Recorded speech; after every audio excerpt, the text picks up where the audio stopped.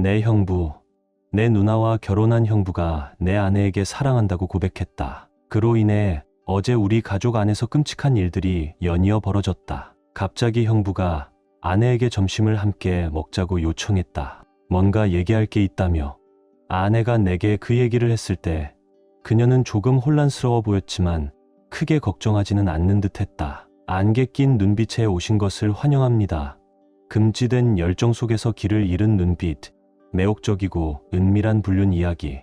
그리고 모든 것이 지나간 후 후회와 황홀함만 남아 안개처럼 흐려진 눈동자. 우리 누나랑 관련 있는 건가? 그녀가 이마를 찡그리며 물었다. 혹시 그들 사이에 문제가 있어서 여자의 의견을 듣고 싶어서 그런 건 아닐까? 나는 그 상황이 좀 이상하게 느껴졌다.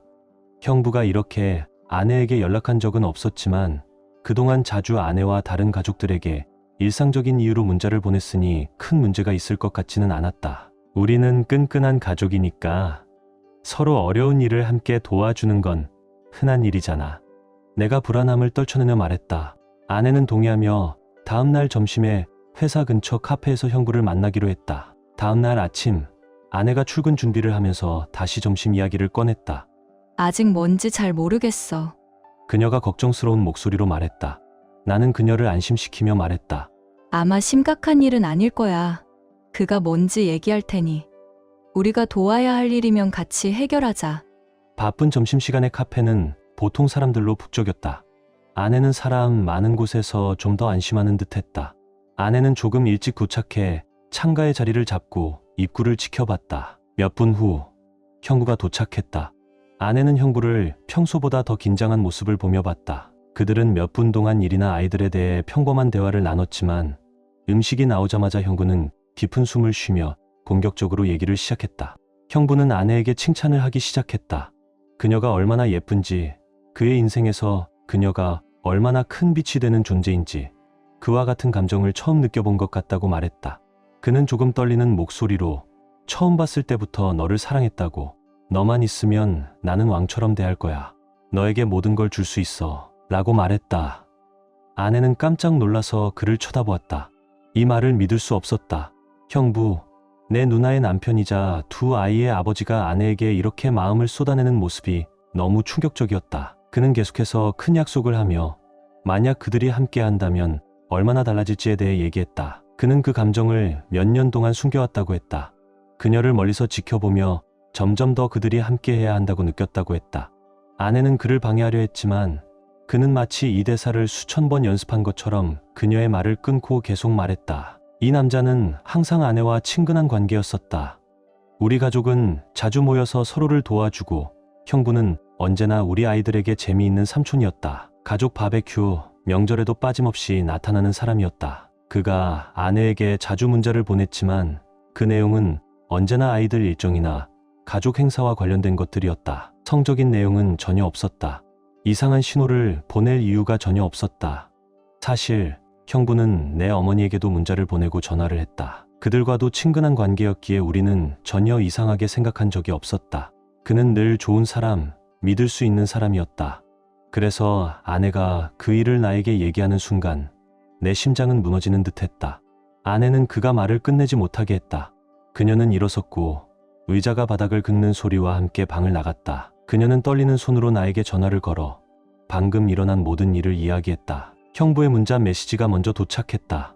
사과를 하며 그가 그런 의도는 아니었고 단지 일시적인 감정에 불과했다고 말했다. 그가 불편하게 만든 것에 대해 사과한다고 했다.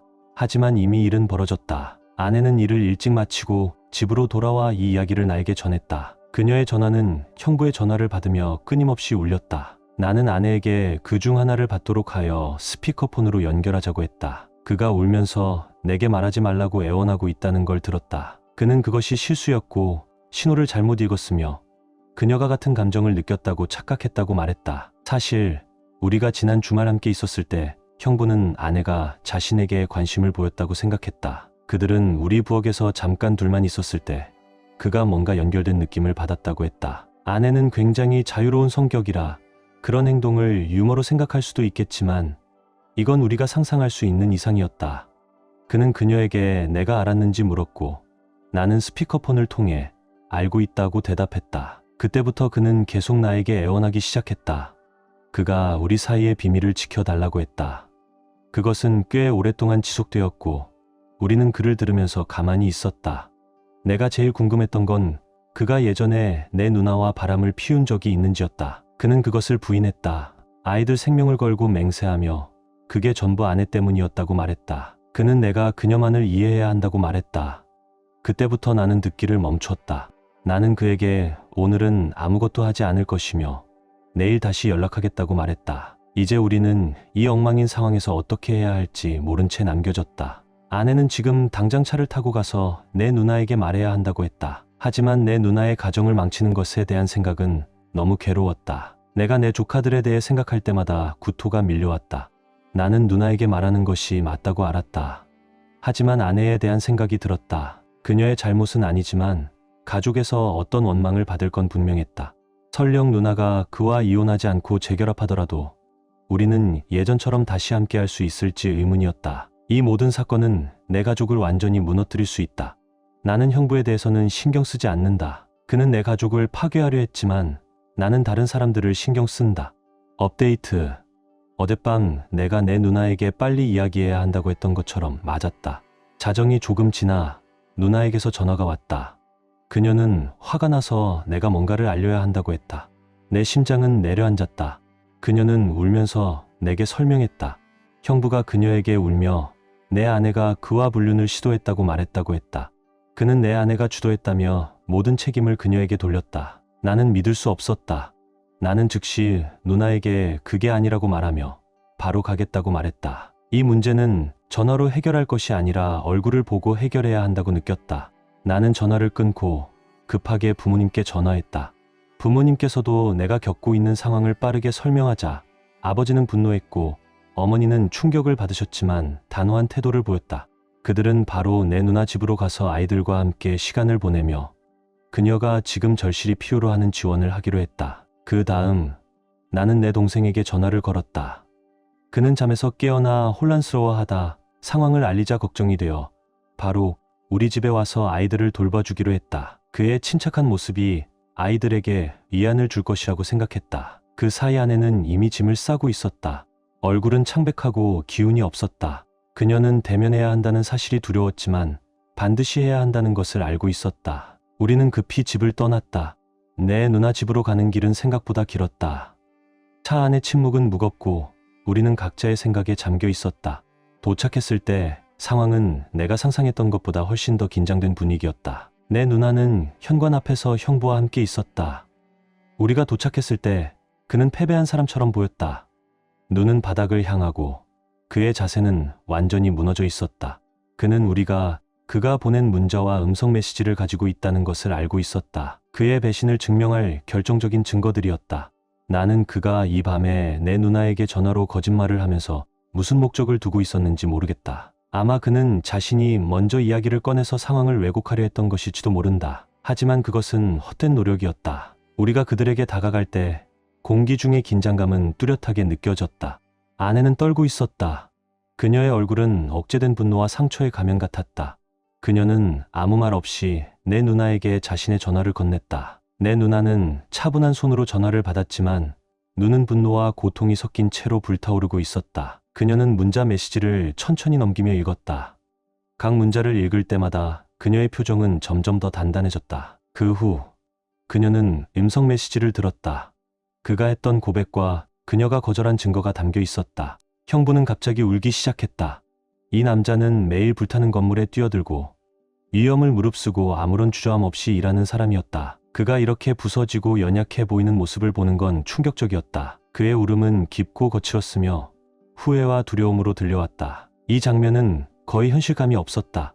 강하고 큰 소방관이 자신의 행동에 의해 무릎을 꿇고 있는 모습은 놀라웠다. 내 누나는 얼굴에 아무 감정을 드러내지 않고 단호한 결단을 내린 듯한 모습이었다. 그녀는 항상 강한 사람이었지만 지금은 그 누구도 그녀를 흔들 수 없었다. 그녀는 그가 말을 마치기를 기다렸고 그 침묵은 그 어떤 말보다 강력했다. 그가 마침내 울음을 그친 후 여전히 흐느끼며 말을 이어갈 때 그녀는 차갑고 단호한 목소리로 말했다. 짐 싸서 나가. 그녀는 말하며 너를 더 이상 볼 수가 없어. 형부는 반박하려 했지만 그녀는 그 말을 끊었다.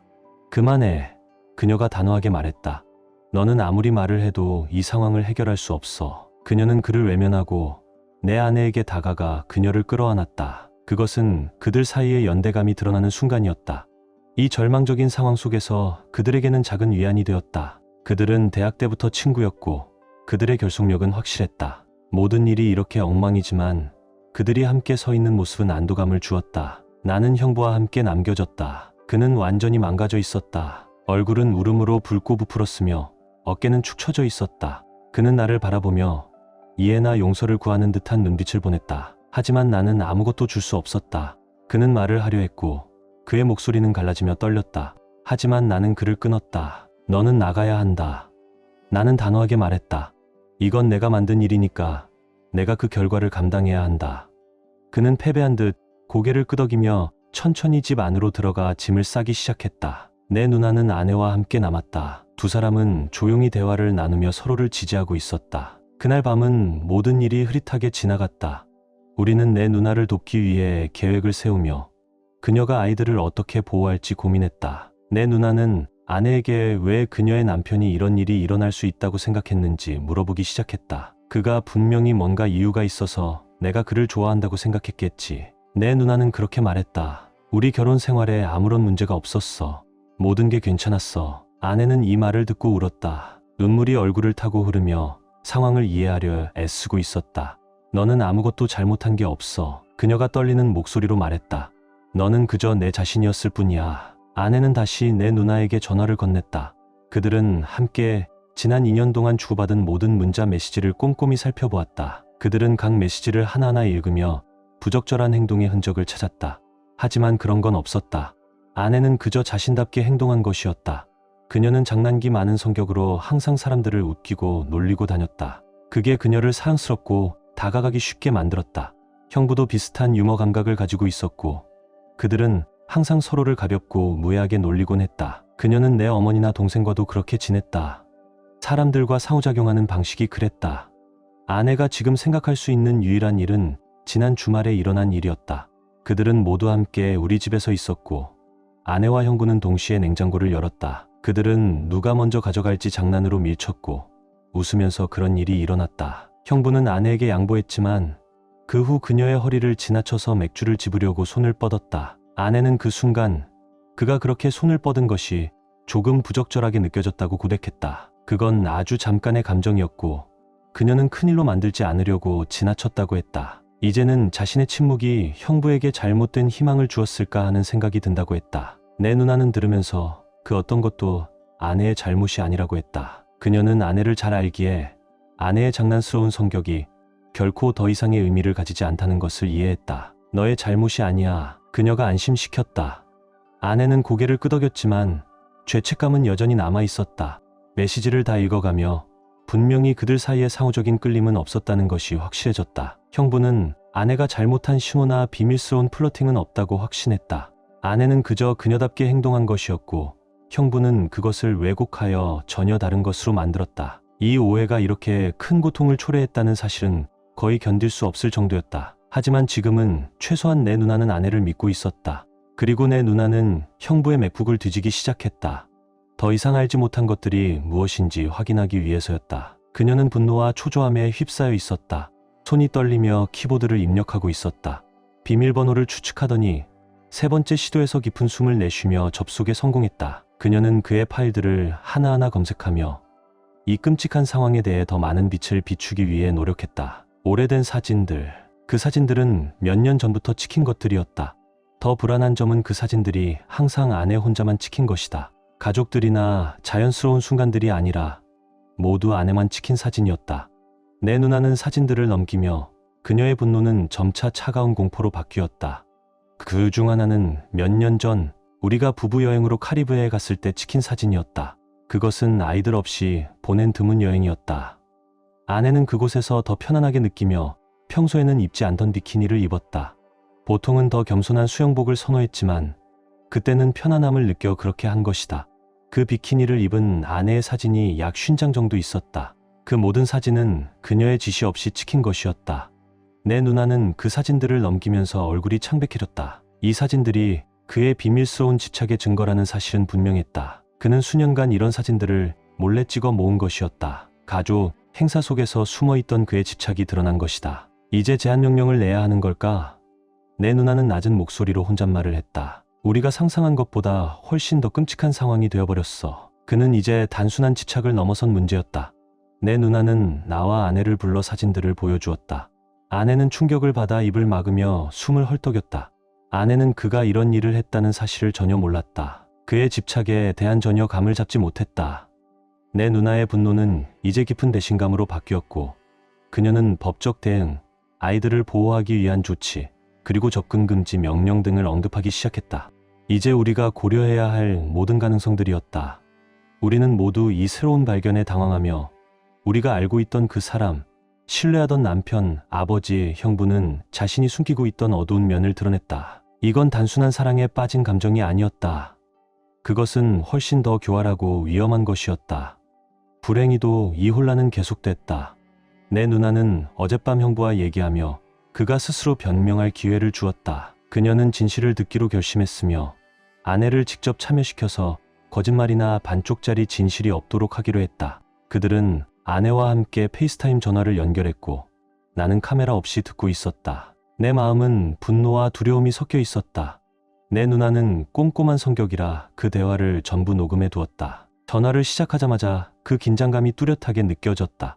형부는 피곤해 보였고 울고 난 후 붉어진 눈으로 떨리는 목소리로 말을 꺼냈다. 그는 자신이 아내에게 집착해왔다는 것을 고백했다. 그가 처음 만난 날부터 이 감정은 시작되었으며 그날의 이야기를 속삭이듯 말했다. 그는 처음엔 이 감정이 단지 육체적인 것이라고 생각했다. 일시적인 감정이라 생각하고 쉽게 넘길 수 있을 거라고 여겼다. 그러나 시간이 지나면서 그는 점점 더 아내의 성격, 웃음, 주변 사람들과의 상호작용 방식에 매료되었다고 했다. 그는 순간순간 아내를 바라보며 그녀의 존재에 끌리게 되었음을 고백했다.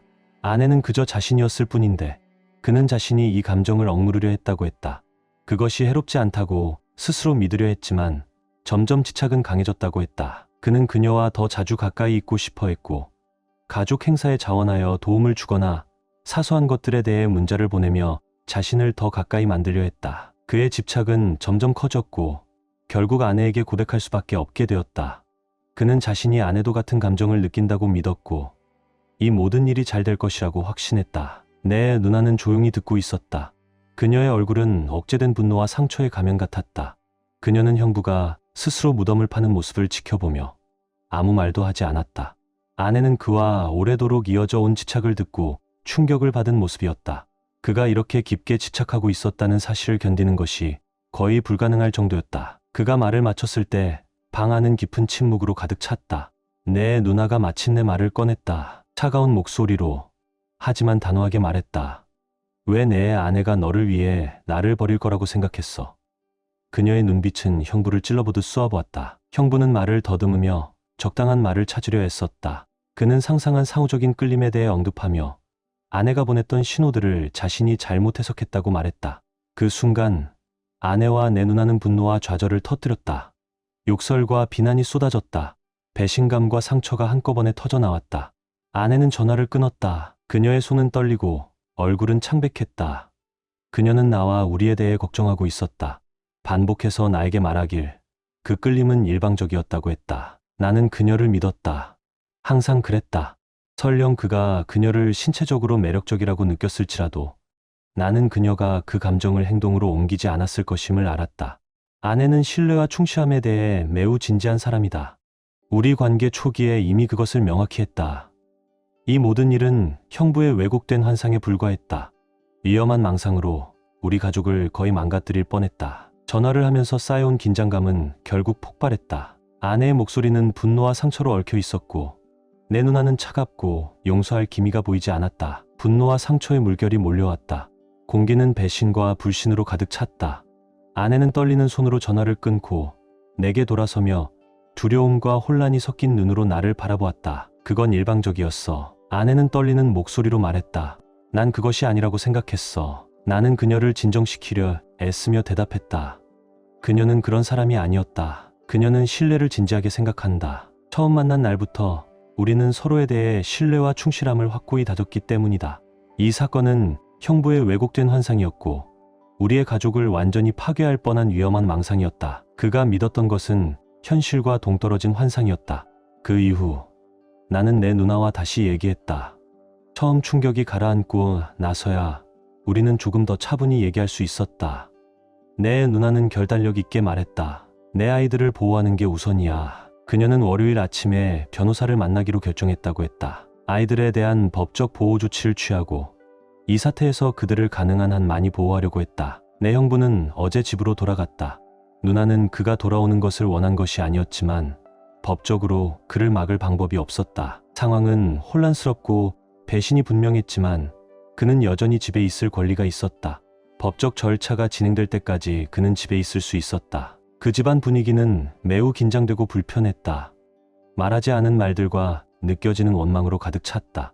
그들은 끝났다. 그리고 형부는 이제 그 사실을 깨달은 것처럼 보였다.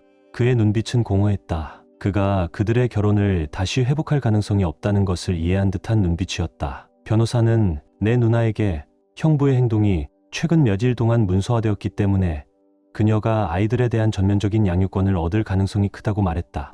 그럼에도 불구하고 아내는 형부가 가족이기 때문에 그가 어떤 선을 넘지 않을 것이라고 믿었고 그가 그런 행동을 할 것이라고는 전혀 생각하지 못했다. 다행히 아내와 내 누나는 여전히 좋은 관계를 유지하고 있으며 서로에 대한 원망이 없어 보인다. 이는 큰 위안이 된다.